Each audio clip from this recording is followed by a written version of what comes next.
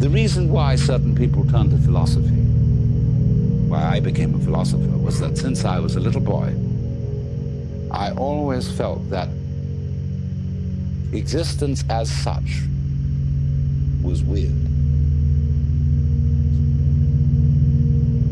I mean, here we are. And isn't that odd? Of course it's odd. What do you mean by odd? Well, that's what's different from even. I mean, what's odd stands out. What's even lies flat. But you can't see the outstanding without the flat background. Here's the thing standing out. It's odd. Each one of you is odd.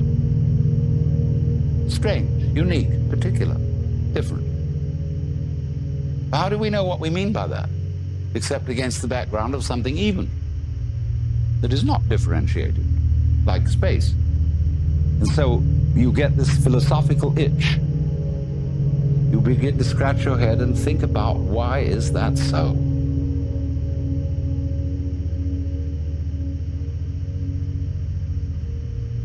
Well, after a while, you realize that's a meaningless question.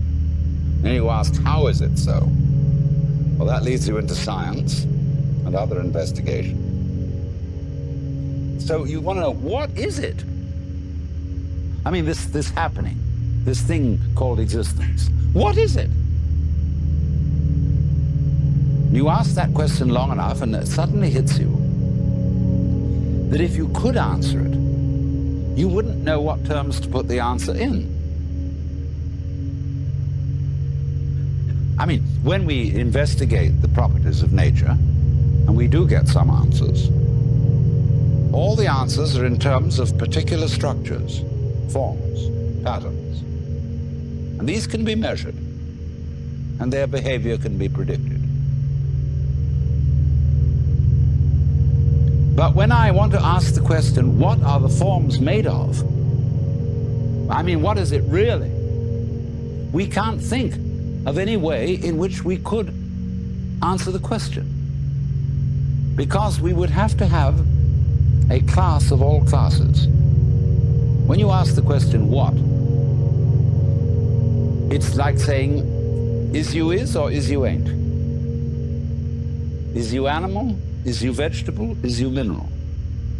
Are you a Republican or a Democrat? Are you male or female? Are you a Christian or a Jew or a Hindu or what have you? We classify always to give an answer to the question, what is it? And when you classify, you distinguish an inside group from an outside group. Right. So what we want to know is, what is the group of all groups? Well, we can't imagine what the outside would be. So we can't answer the question. What is it? So the physicists finally abandoned the quest for stuff. And they gave us a description of the universe entirely in terms of form. The pattern, not the stuff.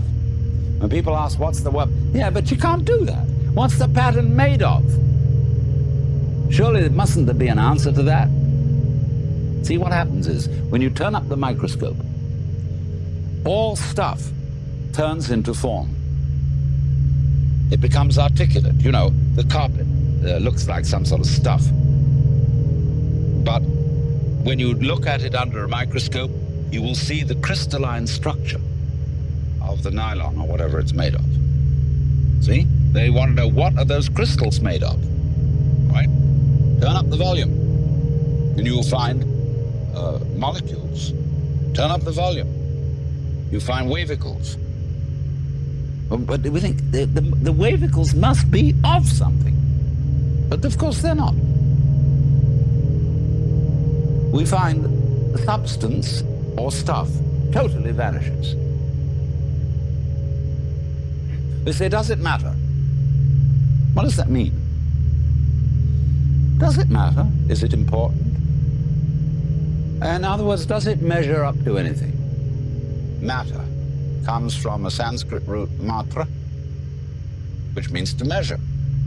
So from this root matra, we get, going on into Sanskrit, we get the word maya. And maya is generally translated illusion, although it also means magic, creative power. The word illusion, switch over, we get that from Latin, and that comes from the Latin ludere, to play. Let's pretend that we matter. See, the world is a musical phenomenon. Good music never refers to anything except the music itself. You don't ask Mr. Bach, Mr. Ravi Shankar, what do you mean by this music? What is it intended to express? Listen. That's the meaning. Giraffes are giraffing, trees are treeing, stars are starring, clouds are clouding, rain is raining. And if you don't understand, look at it again. And people are people. Wow. We notice that all these suchnesses appear and disappear. They keep changing, they come and they go. But if you get hung up on your particular form, I'll have to alter the language a little bit, because you see, your form makes a duality, whereas you are your form. You're what you're doing. Now, you think,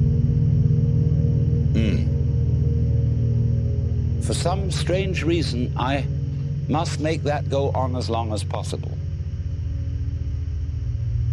And therefore you think you have an instinct to survive. And so the only thing anybody can agree about today, so far as the discussion of ethical and moral problems are concerned, is that we ought to survive. And therefore, certain forms of conduct have survival value and certain forms don't. But when you say to yourself, you must go on living, you put yourself in a double bind.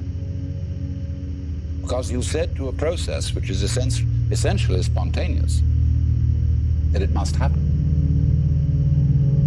And the basic form of the double bind, which is imposed upon all children, is you are required to do that which will be acceptable only if you do it voluntarily. So when we say to ourselves, you must go on, the reason is, you see, that we are not living in the eternal now, where reality is. We are always thinking that the satisfaction of life will be coming later. Don't kid yourself. Which is to say, only suckers put hope in the future.